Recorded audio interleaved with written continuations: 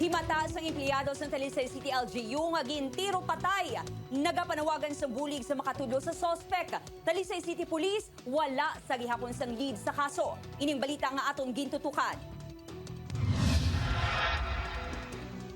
Ginhaya na sa chapel malapit sa Ilabalay ang bangkay sang empleyado sa Talisay City LGU nga si Mike Lumawag nga gintiro patay sa tinalikdan nga Martes sa sulod sa Ilapuluyan sa Barangay Zone 12A. Ginpahayag nga ginsundan sang gunman ang biktima tubtub sa kusina sang Ilabalay agud masiguro nga pagpatay.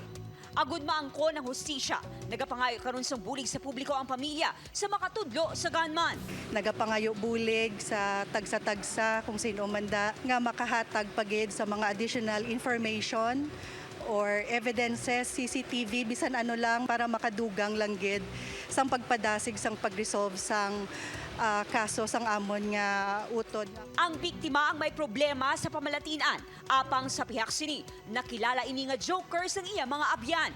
Hindi babaton sa pamilya ang natabo si iya, bangod suno sa ila, wala sila sa makita nga rason para ini ang patyon. Sa gagamit sa hearing aid, kaya bungol na sa hindi man siya reklamador. Kasi kaluoy niya lang sa amon nga ibulig niyo ang mga tudlo.